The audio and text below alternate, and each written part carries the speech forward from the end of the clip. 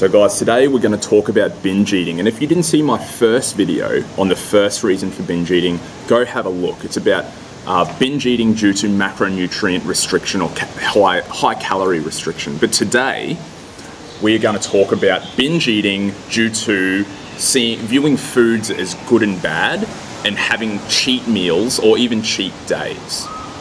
Now, the main issue with looking at foods as good and bad foods is that when it comes to your cheat meal or your cheat day, and usually it's meant to be a cheat meal, but cheat meals are notorious for becoming cheat days.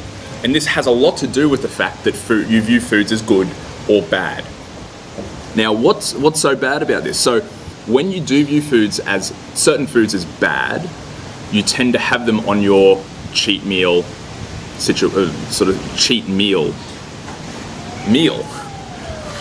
And so what happens is, because these foods are restricted and these foods are viewed as unhealthy and you only get sort of one chance per week to eat them, you are going to eat large amounts and justify overriding your hunger signals, your natural hunger signals, and justify eating large amounts of very unhealthy food that is damaging to your body.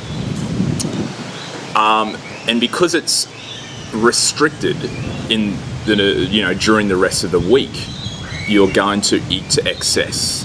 And when you eat to excess, once again, you can eat upwards of 10,000 calories.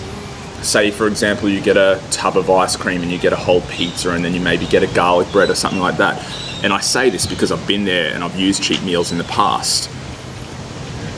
There's a reason that having a cheat meal can, in many cases, reduce your ability to get results or even make you go backwards.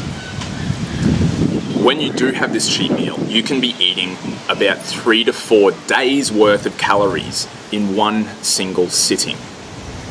Now, that in itself is a good enough reason to sort of try to avoid this whole cheat meal sort of viewpoint.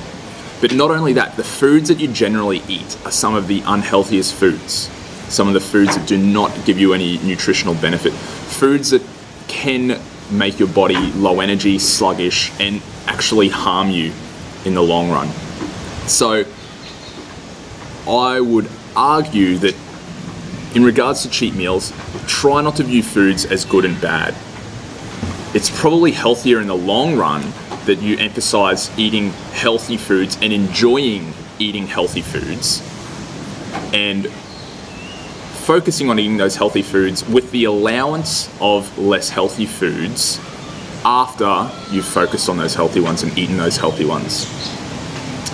So that's the second reason for why binge eating can occur, and this is a structured binge eating, these cheat meals. So even structured binge eating can harm your progress. In the next video, we'll talk about the final reason, and that's emotional binge eating or binge eating to cope or for comfort. So stay tuned for that, guys.